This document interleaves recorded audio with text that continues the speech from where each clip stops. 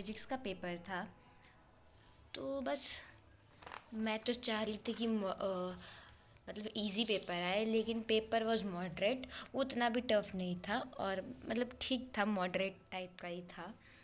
तो ये एमसीक्यू थे। एमसीक्यू में मैंने ये सब टिक लगाया था।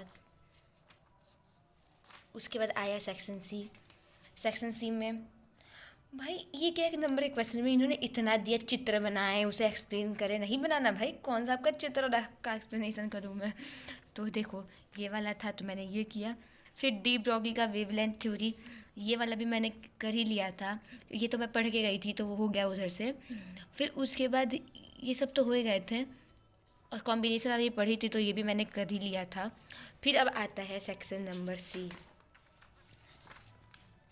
सेक्शन सी में था meaning of power factor and wattless current in alternating circuit. Easy था ये वाला।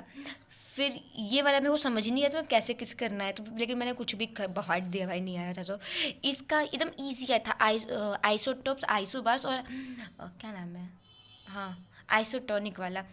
ठीक है, आइसोटोन्स बहुत ईजी था, लेकिन ये क्यों लगा दिया भाई, बहुत मैं एग्जांपल जाके भूल गई, लेकिन मैंने खुद से एग्जांपल बना दिया। Explain the energy band in solid, भाई कंडक्टर होता है।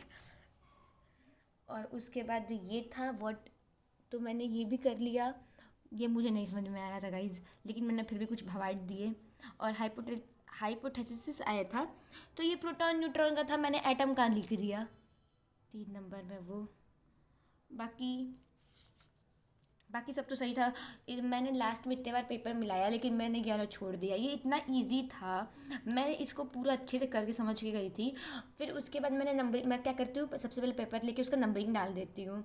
तो मेरा नंबरिंग में वही छूट गया था, मैंने इसका नंबरिंग ही नहीं डाला। जैसे ही मैम कॉपी लेना ही वैसे मैंने देखा, अरे मैंने तो ये डाला ही नहीं था। तो बस थोड़ा सा बस यही हुआ है गड़बड़। 3 नंबर का मैंने नहीं लिखा, मतलब 67 नंबर का अटैम्प्ट किया है। अब देखो उसमें से मेरे को आई थिंक सो 50 दे दे, उससे कम ना करें वो।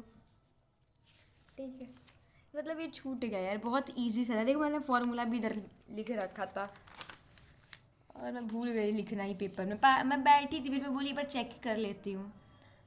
और पता नहीं पूरे पेपर में डेड्यूस क्यों दे रहे थे, उसको डिराइव लिखना था, नहीं तो डेड्यूस लिख रहे हैं, पता नहीं क्या है भाई।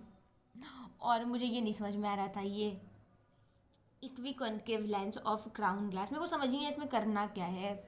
बाकी ईडी करंट था तो ईडी करंट मैंने लिख दिया, लेकिन ईडी करंट के यूजेस और एग्जाम्पल मुझे नहीं समझ में आ रहे थे। देखो यूजेस लिखा है मैंने, एग्जाम्पल लिख कर आए हैं। ठीक है, और ये भी इसलिए, और ये ऑप्शन में था तो मैंने ये पूरा पोलराइज वाला पढ़ के गया था, पोलराइजर एनालाइजर, तो ये वाला मैंने कर दिया। और ये वाला था deduce the formula of equivalent capacity and conductance, इसका भी मैंने फिगर बना के कुछ भवाटी दिया है गाइज।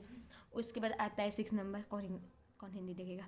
हिंदी में obtain the formula of solenoid in the, मैंने यहाँ पर डायग्राम बनाया और ये भवाट दिया। ये वाला नहीं भवाटा, ये वाला भवाटा नीचे लगा कपल वाला। ठीक है, उसके बाद आता है ये वाला, मैंने इसमें ये वाला किया है पीएन जंक्शन वाला। एंड देन इसके अंदर मैंने बाइंडिंग एनर्जी वाला किया। फिर बवाट सवाट लॉ में मैंने बवाट सवाट लॉ डील किया गाइज।